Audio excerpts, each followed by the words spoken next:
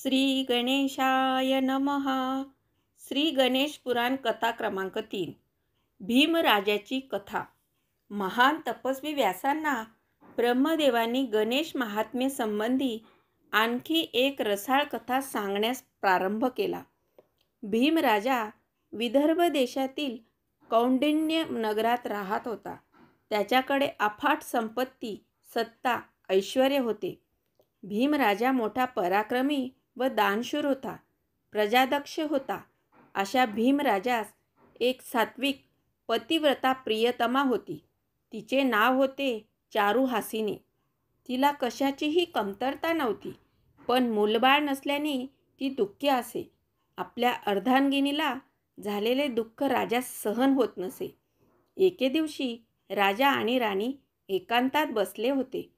भीमराजा म्हणाला, हे प्रिये, आपल्या विवाहास खूप वर्ष झाली, पण अजूनसुद्धा पुत्रसंतती झाली नाही. त्यामुळे आपण राज्य त्याग करून देवाची तपश्चर्या करण्यासाठी घनदाट अरण्यात जाऊ. त्यातच आपले हित आहे. त्यानंतर भीमराजांनी 2 विश्वासू प्रधानांना बोलवले. त्या 2 प्रधानांनी नावे मनोरंजन व सुमंत अशी होती. त्यांना भीमराजा म्हणाला, आम्ही दोन्ही खूप दुःखी होऊन या राज्याचा त्याग करून वनात तपश्चर्या करण्यासाठी जात आहोत. तेथून आमचे पुन्हा येथे आगमन झाले नाही तर दोघांमध्ये अर्धे अर्धे राज्य वाटून घ्या व सुव्यवस्थित राज्यकारभार चालवा. प्रजेची काळजी घ्या. नंतर भीमराजाने सपत्नीक अरण्याकडे प्रस्थान केले. ते दोघेही घनदाट अरण्यात आले. त्यांना तेथे एक निसर्गरम्य आश्रम दिसला. तो आश्रम महान तपस्वी विश्वामित्र ऋषींचा होता. तेथे विश्वामित्र दर्भासनावर शांतपणे बसले होते. ते दोघेही त्या आश्रमात गेले. आश्रमात आल्यानंतर भीमराजा व राणीने त्यांना वंदन केले. आपल्या दिव्य ज्ञानाने राजाचे आगमन येथे कशासाठी झाले आहे हे त्यांनी ओळखले. विश्वामित्र ऋषी म्हणाले, तुला सर्व सुखांची प्राप्ती होईल. तुझ्या पोटी सद्गुणी सात्विक कीर्तिमान पुत्र जन्म घेईल. तू शिवपार्वती सुताचे म्हणजेच श्री गणेशाचे पूजन करण्यास सुरुवात कर. त्या गणेशास सर्व गोष्टीचे ज्ञान आहे. तुझे कुलदैवत मंगलमूर्ती श्री गणेश असताना संपत्तीच्या अहंकारामुळे तू त्याचे पूजन केले नाहीस. 33 कोटी देवदेवतांमध्ये गणेशास अग्रपूजेचा मान मिळाला आहे.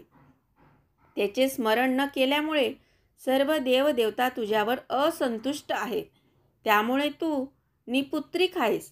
गजाननाच्या कृपेमुळे तुला नक्कीच संतान प्राप्ती होईल. तो आपल्या भक्तांची कामना पूर्ण करतो. आता तुला तुझ्या पूर्वजांचे चरित्र सांगतो, ते नीट ऐक. तुझ्या 7व्या पूर्वजांचे नाव होते भीम. तो सुद्धा पराक्रमी राजा होता. त्याच्या अर्धांगिनीचे नाव कमला. या दाम्पत्यास अनेक वर्षानंतर संतान प्राप्ती झाली. तो मुलगा जन्मताच मुका आणि बहिरा होता. त्याच्या पाठीला कुबड होते. सर्वांगाला क्षते पडली होती. सर्वांगाला दुर्गंधी येत होती. त्यामुळे महाराणीस रडू कोसळले. आता आपणच मुलांसाठी काहीतरी केले पाहिजे असं राजास वाटले.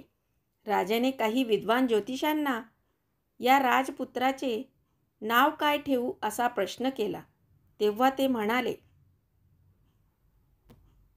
राजन, राजपुत्रास जन्मताच व्यंग आहे. त्याची जन्मभर दक्षता घ्यावी लागेल. त्यामुळे तू त्यांचे नाव दक्ष असे ठेव. नामकरण समारंभानंतर आपल्या पुत्रासाठी राजाने अनेक मंत्र तंत्र, देशी विदेशी औषधी उपाय करून पाहिला, पण सर्व परिश्रम वाया गेले. त्यामुळे राजाने एक तपश्चर्या केली, पण त्याचाही काही उपयोग झाला नाही. राजाच्या मनावरचा संयम गेला. तो चिडक्या स्वभावाचा झाला. एक दिवस रागाच्या भरात आपल्या प्रियतमेस म्हणाला, तू व तुझा मुलगा येथून ताबडतोब जा. मला तुम्हा मायलेकांचे तोंड देखील पाहण्याची इच्छा नाही. असे बोलून राजाने त्या दोघांना घरातून हाकलून दिले. आपल्या तान्ह्या मुलाला घेऊन कमला राणी गावोगावी फिरून भिक्षा मागून पोट भरत असे. ती भिक्षा मागण्यासाठी जाताना मुलाला मंदिरातच ठेवत असे. एकदा अशीच ती भिक्षा मागण्यासाठी बाहेर गेली असता तेथे एक महान भगवत भक्त आला. तो ब्राह्मण होता. त्याच्या नजरेस ते मूल दिसले. त्याची दया येऊन ब्राह्मणाने ते उचलले. ब्राह्मणाच्या शरीरावरून आपल्या वाऱ्याच्या स्पर्शाने त्या व्यंग मुलाचे सर्वांग व्यवस्थित झाले. तो सामान्य मुलासारखा दिसू लागला. कुरूप मुलाचे गोंडस मनमोहक मुलामध्ये रूपांतर झाले. त्याच्या अंगावरील सर्व क्षते नाहीशी झाली. कमला राणी भिक्षा मागून परत आल्यानंतर तिला फार आनंद झाला. ते आपले मूल सुंदर कसे काय झाले हे तिला कळेना. तिने देवाचे आभार मानले.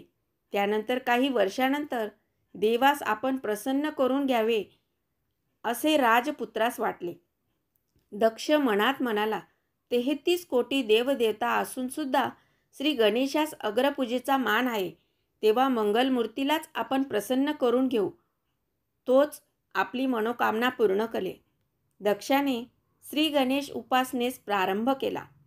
प्रथम ओम गण गणपतये नमः असा अष्टाक्षरी मंत्र जपण्यास सुरुवात केली. श्री गणेश त्याला प्रसन्न झाले. तेव्हा दक्षास गणपतीचे मनोहर रूप दिसले. एका क्षणात गणपतीने ब्राह्मणाचे रूप घेतले व म्हणाले, मी तुझ्यावर प्रसन्न झालो आहे. तुझी ही लहान वयात बुद्धिमत्ता प्रगल्भ आहे. यावर राजपुत्र दक्ष म्हणाला, हे शिव पार्वती सुता गजानना, आता साक्षात तुझे दर्शन झाल्यामुळे मी आनंदी आहे. मी आता तुझ्याकडे वर मागतो. त्यामुळे गजाननाने आपले पूर्वरूप धारण केले व म्हणाले, बाळा, मी तुला वर देत नाही, कारण तो अधिकार माझ्या लाडक्या भक्त मुद्दल याचा आहे. त्याच्या दिव्य स्पर्शामुळे तुझे शरीर सर्वांग सुंदर झाले. तू त्याच्या आश्रमात जाऊन भेट घे. तो नक्कीच तुला वर देईल. असे सांगितल्यावर गणपती अंतर्धान पावले. ते पाहून दक्षाला रडू कोसळले. गजानन अंतर्धान पावल्यानंतर सर्व काही त्याग करून दक्ष श्री गणेशाच्या शोधासाठी बाहेर पडला. त्याच्याबरोबर त्याची माता पण होती.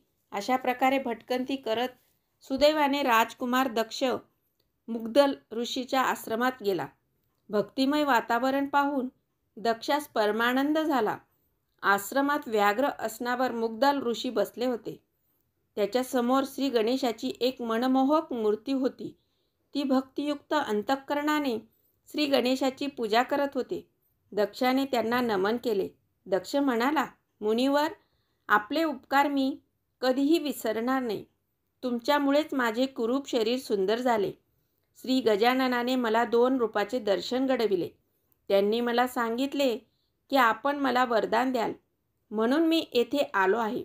राजपुत्राचे हे बोलणे ऐकल्यानंतर मुग्दल ऋषी म्हणाले, दक्ष, तू खरोखर भाग्यवान आहेस. साक्षात श्री गजाननाने तुला द्विरूप दाखवले. म्हणजेच भक्तीत तू माझ्यापेक्षा श्रेष्ठ आहे. मी गेल्या 1000 वर्षापासून गणपतीच्या प्राप्तीसाठी तपश्चर्या करत आहे, तरीसुद्धा तो माझ्यावर असंतुष्ट आहे. असे बोलून मुग्दल ऋषीने दक्षास मिठी मारली. त्यांनी राजपुत्रास एका दिव्य मंत्राचा उपदेश केला. तो दिव्य मंत्र म्हणजे एकाक्षर मंत्र होय. ऋषी म्हणाले, तू नित्यनेमाने भक्तिमय अंतःकरणाने या एकाक्षर मंत्राचा निष्ठापूर्वक जप करत जा. त्यामुळे श्री विनायक तुझ्या सर्व मनोकामना पूर्ण करतील.